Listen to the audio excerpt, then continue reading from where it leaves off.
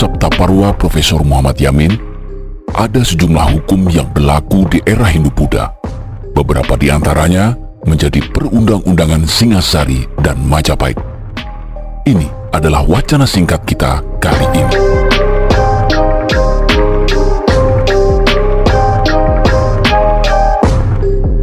Yang pertama dan cukup akrab di telinga kita adalah kitab bernama Agama yang memiliki nama lain Kitab Kutara Manawa.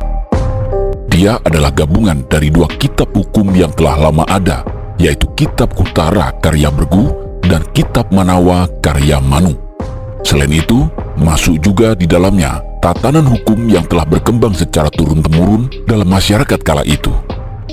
Untuk diketahui, kata agama di masa lampau bukan seperti pengertian sekarang yang dianggap berhubungan dengan religi atau keyakinan tertentu. Dia berasal dari bahasa Sanskerta yang artinya jalan untuk mendekat. Belakangan, kata ini ditafsirkan sebagai tradisi. Pada sejumlah terjemahan Jawa kuno, kata ini dimaknai sebagai aturan atau hukum. Sedangkan untuk religi di masa lalu, biasa disebut sebagai dharma. Jadi, jika Anda masih ingat, di masa Majapahit ada jabatan Dharma Diaksa Ringkasogatan dan Kasaiwan. Itu artinya mereka adalah pejabat untuk urusan agama Buddha dan Siwa.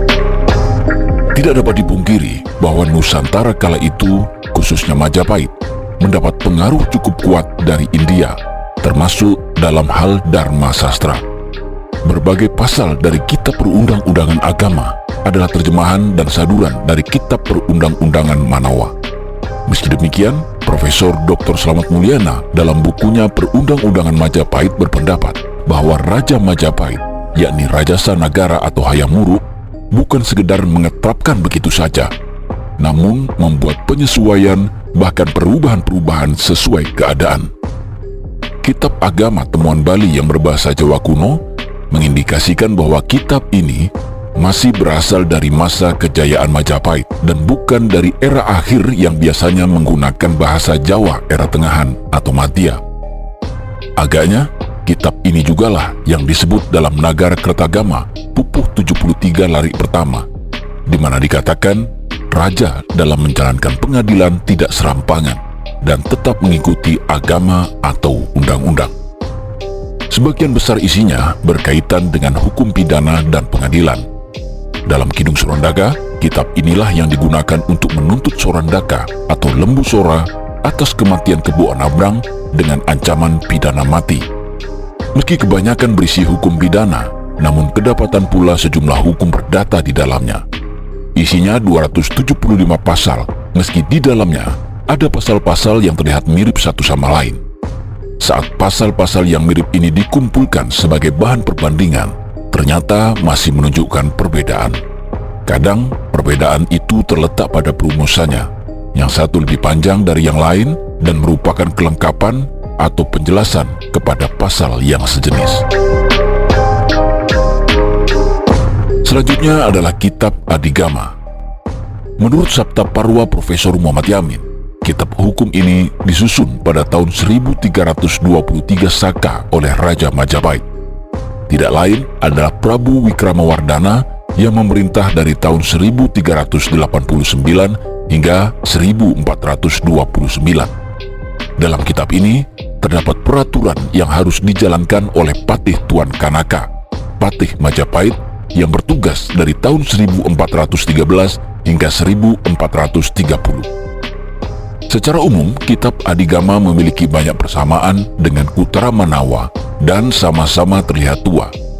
Uniknya, kami juga menemukan informasi dari situs Perpusnas bahwa ada lontar bernama Adigama juga dan disalin tahun 1713 Saka atau 1791 Masehi.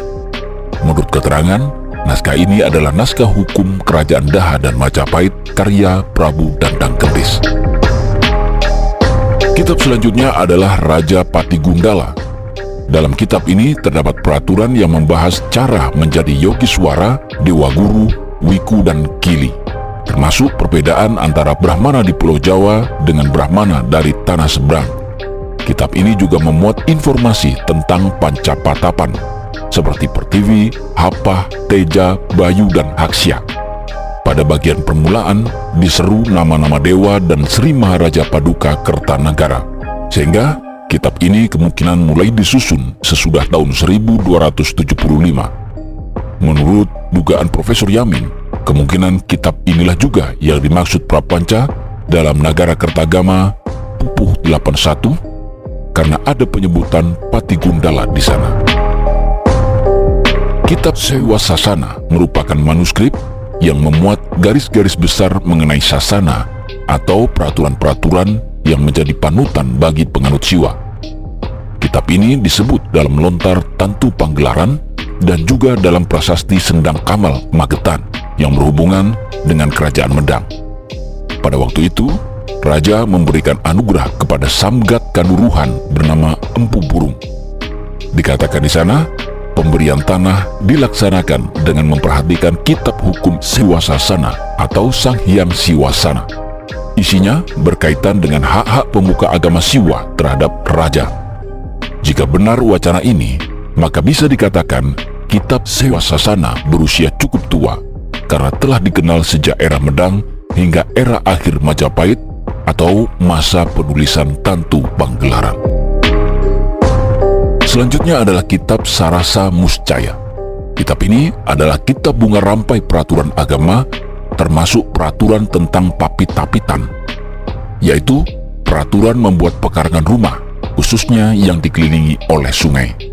Pekarangan yang demikian lebih sulit dimasuki oleh orang asing atau hewan buas.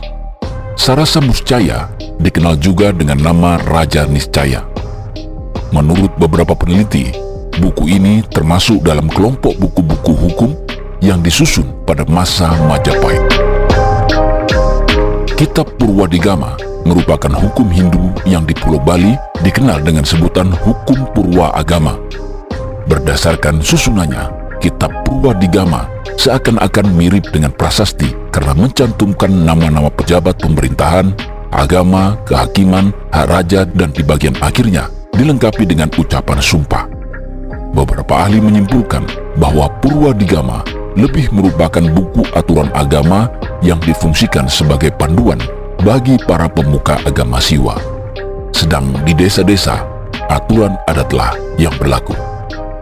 Itulah wacana singkat kita kali ini. Sampai jumpa pada wacana selanjutnya.